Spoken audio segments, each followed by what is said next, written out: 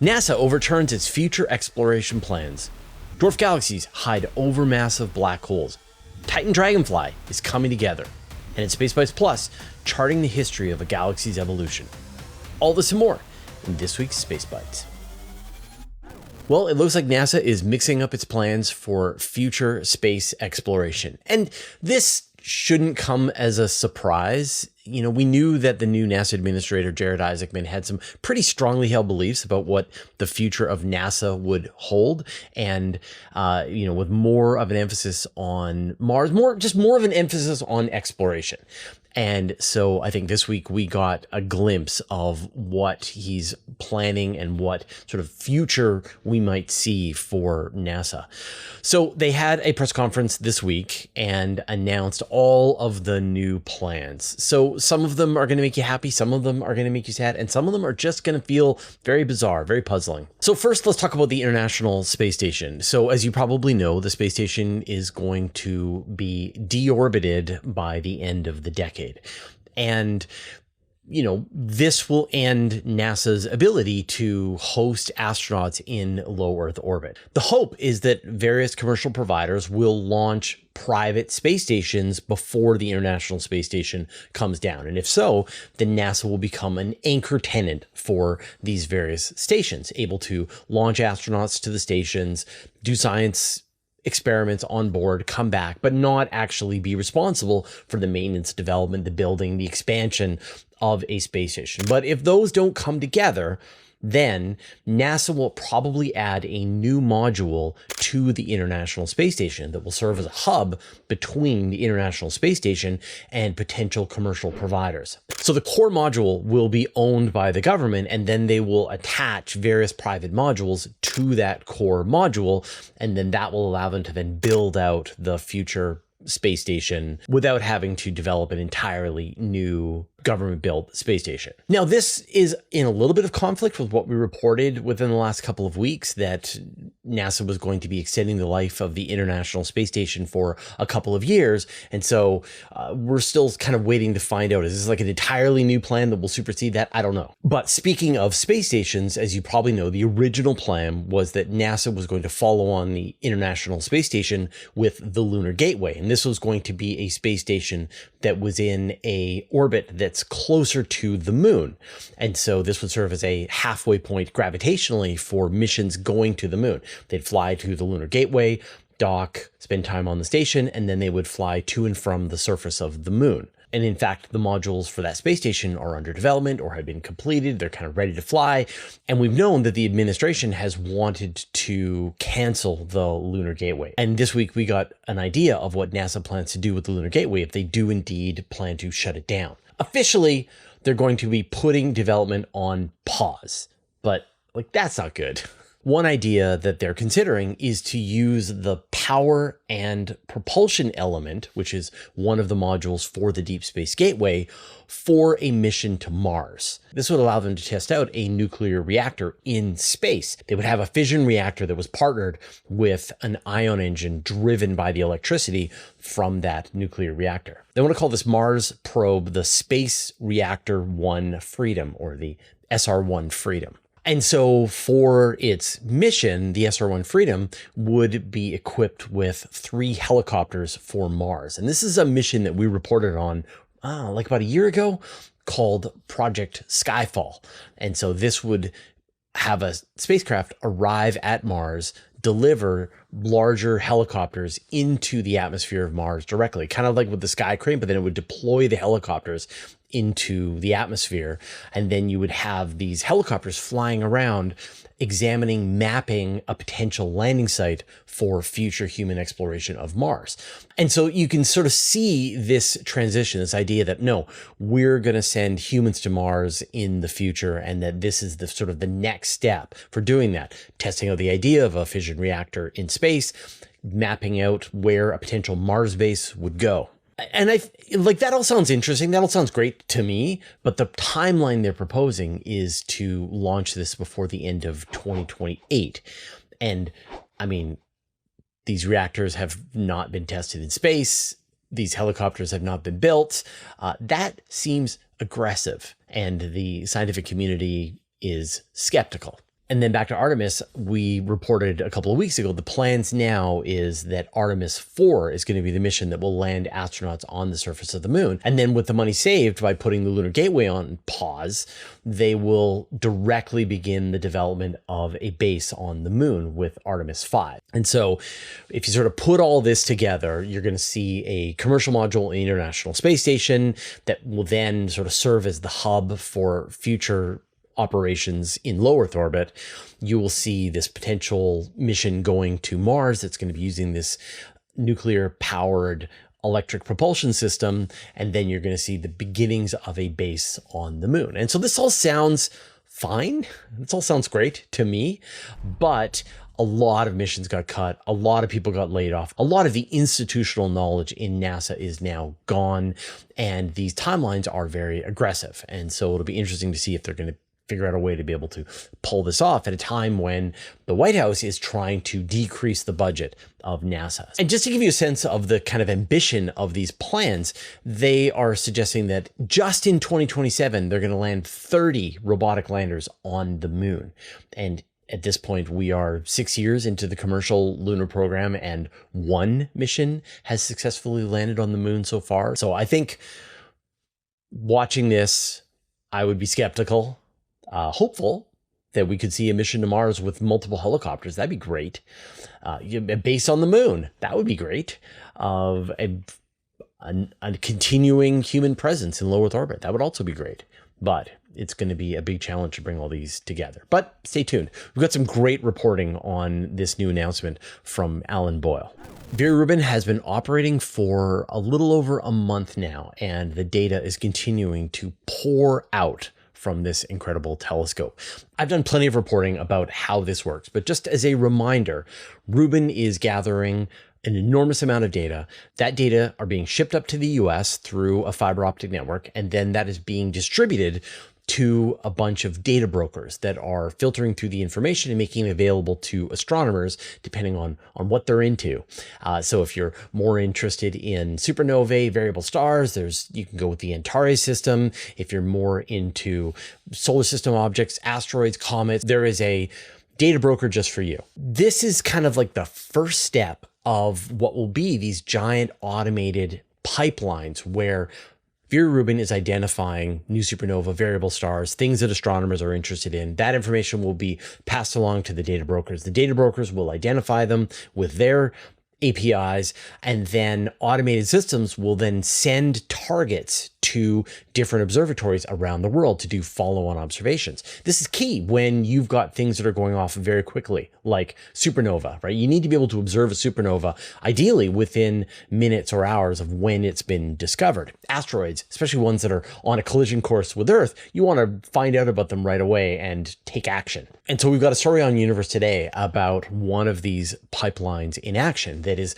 taking data from Rubin through this Antares data broker that is filtering down, highlighting specific kinds of events that astronomers are interested. That information is then passed along to the Gemini telescope and other telescopes worldwide so that astronomers can do follow-on observations. And we've got a story about how astronomers responded to 18 alerts delivered by Rubin and made a lot of their follow-on observations. So, we're in the very early stages of this whole operation. We haven't gotten to the point where astronomers have really crunched the data and made some interesting discoveries yet. We're still in these works. There was one paper that just came out today when I'm recording this, where astronomers talked about sort of what they've been able to do in the last month so far working with Rubin. And so, now the system is working, the alerts are going, and people are going to be able to make some really interesting discoveries. And, I keep saying this, that if you are interested in this at all, if you are a programmer, if you have the kind of technical skills, you can just search for these data brokers yourself, and you can actually build into them to highlight various objects that you're interested in. You could discover asteroids, you could discover comets, you could discover supernovae, and be able to even do follow-on observations with your own telescope. So this data is all free out there. I've got an interview with Tom Matheson, who works with NORLab for the Antares system, and that's one of the data brokers. And so he gives very detailed information about sort of what they're presenting and how you'll be able to work with that and how to develop into that. So if you're even slightly interested, give it a shot. But if you want to read about the 18 alerts that astronomers worked on, check out the story from Matt Williams. People always think that a supermassive black hole is the anchor at the heart of a galaxy. But the reality is that in most galaxies, the supermassive black hole accounts for a fraction of the mass, say 0.1% of the mass of a galaxy, maybe up to 0.5%. Less than 1%. That is the standard mass of supermassive black holes that we see in galaxies around us, including the Milky Way. But earlier on in the universe, the ratio goes up. Astronomers are finding examples of galaxies within the first few billion years of the history of the universe where the supermassive black hole contains much, much more than 1%. And the term for this is an overmassive black hole. Astronomers have used James Webb to identify two dwarf galaxies where the central black hole is more than 60% of the mass of the galaxy. And even more than that, they are active galactic nuclei, which means that the supermassive black hole is actively feeding on material. And yet, these galaxies aren't emitting the kinds of X-ray radiation that active galactic nuclei normally give off. And one sort of interesting connection is that these seem to be giving off some of the same signs, same characteristics as the little red dots, which we've been talking about quite a lot. I've got a whole interview about little red dots on the channel and what they might be. And so now you're seeing objects with similar characteristics, but much later in the universe where you've got a black hole that is 60% of the mass of the galaxy. And so it'd be interesting to sort of think about how these might then evolve into the more modern galaxies and dwarf galaxies that we see today. We've got a story about this from Evan Goff. Neptune is the most distant planet in the solar system, unless you count Pluto as a planet, which some people do and some people don't. And I don't have a position on this. Neptune is just Neptune. It's awesome. And Neptune's moon Triton is one of the weirdest worlds in the solar system. It is the only major moon that orbits in the opposite direction from the rest of the large moons in the solar system. It is orbiting Neptune backwards, what astronomers call retrograde. Because of this bizarre orbit, it's believed that Triton did not form with Neptune. Instead, it was captured by Neptune later on in its history. Like many of the planets, Neptune has an axial tilt. It's not as bad as Uranus, which is sort of rolled over on its side, but still Neptune's axial tilt is 28 degrees, which is more than the Earth. And so astronomers think that the capture of Triton actually caused Neptune's axial tilt to wander to this current level of 28 degrees. One of the other things is that Triton is spiraling inward towards Neptune, partly because of its retrograde motion. And so astronomers believe that in about 3.6 billion years from now, Triton will get so close to Neptune it'll cross within the Roche limit and get torn apart into a ring or just collide directly with Neptune. And so Triton is the explanation for the axial tilt on Neptune. I've got a story about this from Mark Thompson. I just want to remind you that there is a nuclear battery-powered octocopter headed to Titan. Within about a decade, we're going to see pictures taken from the surface of Titan by a helicopter that is flying around. Of course, I'm talking about the Titan Dragonfly, which is probably the mission I am now most excited about. And everything is on track for this mission to get its 2028 launch. And this week, NASA gave us an update on how the integration is going with the Titan Dragonfly. They integrated several of the components of the spacecraft, including its integrated electronics module, which is essentially its brain. And then they also tested several power switching units, which will manage load switching and power between the flight communications and the scientific systems on the mission. They're also testing a specialized foam coating that will keep the spacecraft warm when it's in the negative 179 degrees Celsius. So testing and integration continues. We should see more of this come together in 2027. And then, of course, we will see the launch of Titan Dragonfly in 2028. Then it's going to take 6 years to transit to Titan. And then in 2034, we will see the first pictures from the surface of Titan from the Titan Dragonfly. We've got a story about this from Andy Thomaswick. Every week we do a vote on our channel where you tell us what you thought was the best story of the week. And the winner last week was a planet that breaks all the rules. So thank you everyone who voted for last week's stories. We're going to put this week's vote into the post tab here on our YouTube channel. So take a second, go find the post tab, find the poll, vote, or you should just see it in your algorithmic feed. But if you don't, subscribe to the channel, click on the notifications bell, obey the algorithm. Astronomers have now found more than 6,000 exoplanets orbiting around other stars. Most of them are single planets that we found so far, but in some cases, we have found multiple planets orbiting around the same star. We've also seen planets and their stars at various stages of evolution. And one of my favorite planetary systems is something called PDS 70. And this is one of these examples where you are looking at a protoplanetary system and you're actually seeing the planets. And this is an actual photograph taken by the Very Large Telescope. This is not an artist's illustration. This is an infrared image of a newly forming planetary system with planets embedded in the rings around this young star. But we've only had one example of multiple planets orbiting around a young star like this, and that's PDS 70. Well, now astronomers have added to this. They have a second example of a protoplanetary system with direct images of multiple planets. And so this time the system is called WSPT 2, and it's 437 light years away. And the star is very similar to the sun, of almost the exact same mass as the sun, but it's only about 5 million years old. And it's still in the protostellar stage. It hasn't fully ignited fusion at its core. And yet it's surrounded by this protoplanetary disk. And in that disk, astronomers have identified not one, but two exoplanets. The one that's obvious in this picture, that one was found first. And now, if you kind of zoom in right at the center, you can see there is this second planet embedded in the system. And so now we have two examples of protoplanetary systems where we are directly imaging planets within the system with the rings. You can actually look at them. So I'm sure we will eventually have hundreds, thousands of these, but still, these are some of the most amazing things that our telescopes have shown us. I've got a story about this from Evan Goff. All right, now we've got some cool pictures. First up, here is Saturn. And we've got a version of Saturn taken by James Webb and a version of Saturn taken by the Hubble Space Telescope.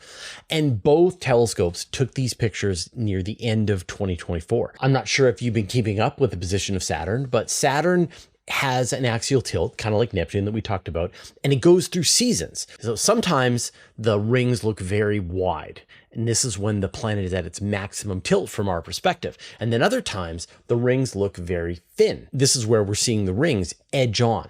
And Saturn went through this edge on period in late 2024. And now the rings are starting to get bigger and bigger from our perspective. But James Webb is an infrared telescope, Hubble's a visible light, and so you can see differences between the images of Saturn, between the two telescopes. In the Webb image, you can see there's this long-lived jet stream known as the Rubin wave, which is in the northern mid-latitudes. And then just below that wave, there's a speck that represents the great springtime storm that was there about a decade ago, and that's all that's left of it. And you can see how the rings look different, that in the Webb image, the F ring, which is the outermost ring, is more prominent because it's made of water ice. It reflects in infrared, and it's easier to spot in the James Webb image compared to the Hubble Space Telescope one. And there are a bunch of moons. Now, there are 250 moons orbiting around Saturn. So I guess count how many you can find in these pictures. I've got a story about this from Evan Goff. And now we've got an image of the Crab Nebula, which is one of the nicest examples of a supernova remnant that is visible in the sky. This appeared in the sky in the year 1054, and it was written down, it was recorded by Chinese astronomers. They called it a guest star. And it brightened up and lasted for several weeks, and then it faded away. And then in the 1700s, astronomers did follow-on observations in the area, and they detected this little cloud. And this was the Crab Nebula. And now it's quite large. You can see it in a small telescope. It looks amazing. But of course, the best pictures come from something like the Hubble Space Telescope. And when Hubble launched, one of its early targets was the Crab Nebula. So we've got images of the Crab Nebula all the way back to 1999 from the Hubble Space Telescope. And now we are almost 30 years later. And so astronomers are able to compare images of the Crab Nebula because it is a supernova remnant. It is the explosion of a star. And you've got these tendrils of gas that are spreading out. into the cosmos, moving at 1,500 kilometers per second. And astronomers are able to chart as this debris field is expanding away from the central pulsar. That's the remnant left over when the star exploded. And we've got a story about this from Evan Goff. I hope you're enjoying all the stories we've got here on Space Bites this week. But of course, this is not our favorite place for you to watch our episodes. And that's because you probably had to sit through an ad. But if you want, you can go and watch a version of this exact episode that has no ads over on Patreon. Now, you don't have to donate anything. You can just watch it for free over on Patreon, and you don't have to sit through any ads. And to reward you, to encourage you to do the right thing, we put one more story into this week's episode of Space Bites. And the additional story is all about how astronomers have used galactic archaeology to understand the evolution history of a galaxy. I'm going to put a link in the show notes. You can go watch that version of the episode. And this is just a fraction of the stories that we're covering on Universe Today this week. It's a very big week on Universe Today. Way too many stories for us to cover here on Space Bites. But you can go and read Universe Today every day. And if you want something that gathers up all of these stories, you should definitely subscribe to my weekly email newsletter, which I write every single word in it. It's completely free. There's no ads. I send it out every Friday afternoon. So go to universetoday.com/newsletter to sign up. Well, I'm going to give you my review of Project Hail Mary. But first, I'd like to thank our patrons. Thanks to Abe Kingston, Andrea Pedretti, Barry Lake Roofing, Brian Bodie, Caradron, Chuck Hawkins, Commander Bielek, Cooper Nelly, Dark Figure, David Gilton, and David Mass, Evan Pro, Greg Feely, James Clark, Janice Smith, Jeremy Mattern, Jim Burke, Jordan Young, Josh Schultz, Marcel Smits, Michael Purcell, Nordspace, OneStepRounds.org, Ren Kaidu, Richard Williams, Sean Sargent, Stephen Foundlemonley, Team 49, Telescopes Canada, Vlad Chiplin, Wolfgang Klotz, and Zeldemore Galactic Defender, who support us at the Master of the Universe level. And all our patrons, all your support means the universe to us. So like many of you, all of you, I watched Project Hail Mary in the last week and I loved it. And this was one of the first times I've gone to a movie theater in years and years. I went and saw The Running Man in the theater when I was in Thailand. But apart from that, I haven't gone to a movie theater since the pandemic. And so it was great to actually go and sit in a comfy movie theater chair and watch Project Hail Mary with my wife. What did I think? I loved it. Great movie. It definitely followed the storyline of the book and hit all of the major plot points. So if you have read the book, nothing is going to come as a big surprise. They definitely had to compress a lot of the events that happened in the book and mash a bunch of them together. And they had to sort of speed up the introduction of the meeting between Grace and Rocky. But apart from that, I thought it was great. And I loved how much of this was just done as practical effects, that all of the stuff done inside the space station was done practically. Rocky was a puppet, which was just incredible. And if you absolutely go and see some of the behind the scenes making of, Adam Savage, from Mythbusters, has a big series where he goes and shows you how the station modules came together, how they built it, how they did the puppeteering, and how they did a lot of the practical effects. So if you enjoyed the book, then I'm sure you're going to enjoy the movie as well. I don't want to give any spoilers beyond that, so definitely go and watch it. And by popular demand, I have put together my provisional list of my favorite movies on Patreon. So I put 106 movies on the list. It will eventually become my top 100 movies. And I waited to be able to add Project Hail Mary onto my top sci-fi movies of all time. And it made the list. So we'll put a link in the show notes. You can go and check out that full list of my top movies. All right, we'll see you next week.